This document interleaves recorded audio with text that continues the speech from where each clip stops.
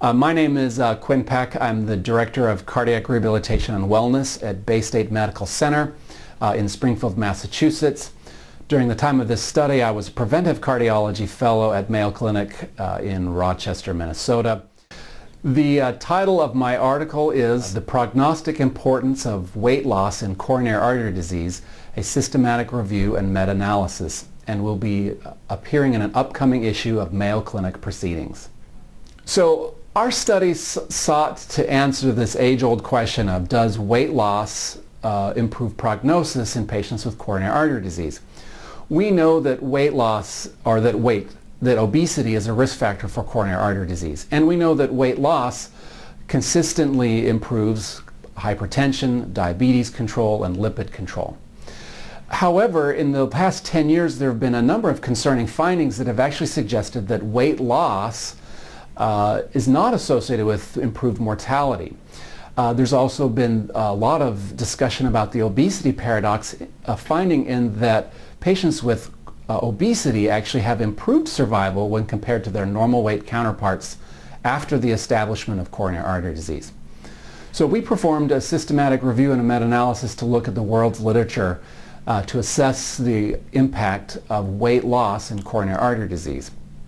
The main finding was that weight loss intention was a key discriminator between studies that show weight loss benefit and studies that show weight loss harm. We found that among studies that where they employed therapeutic lifestyle changes, in other words, diet and exercise or intentional weight loss, we found about a 33% reduction in mortality.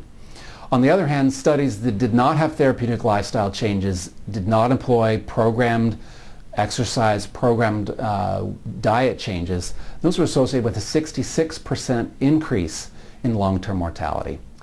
This study relates to clinical practice and should really tell physicians that when they assess a patient in their office with coronary disease who is losing weight, they should really ask them, did you try to lose this weight on purpose, and what have you been doing to lose the weight? And if the answer comes back, I've been doing this on purpose, I've changed my diet, I've started exercising, I went to cardiac rehabilitation, you should congratulate them for the weight loss and tell them it's going to help you live longer, keep it up.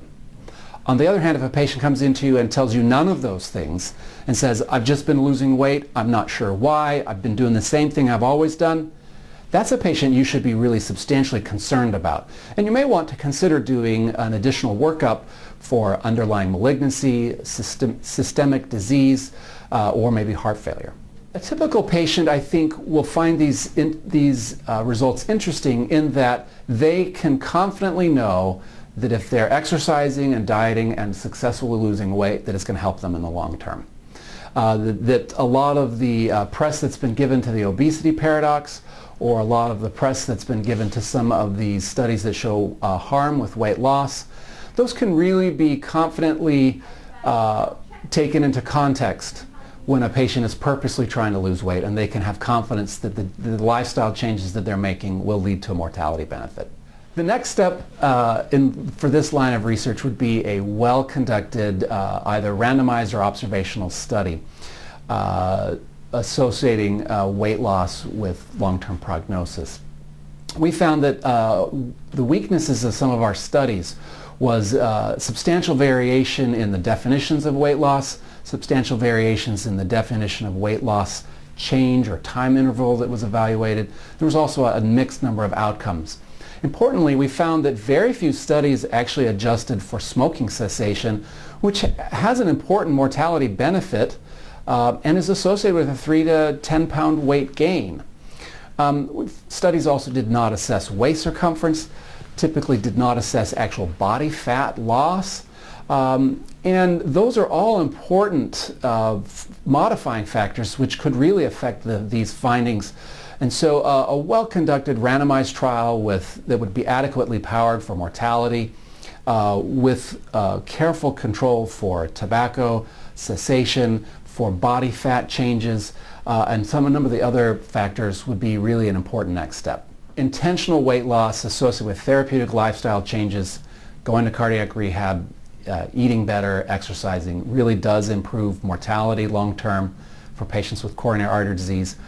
And that weight loss not associated with those interventions should serve as a warning sign for patients and clinicians alike to either begin an investigation or go looking for another underlying systemic disease.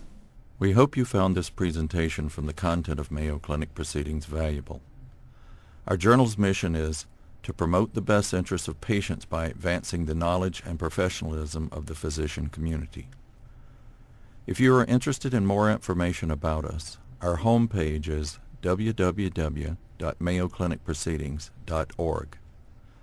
There you will find access information for our social media content, such as additional videos on our YouTube channel or journal updates on Facebook. You can also follow us on Twitter. More information about healthcare at Mayo Clinic is available at www.mayoclinic.com. This video content is copyrighted by Mayo Foundation for Medical Education and Research.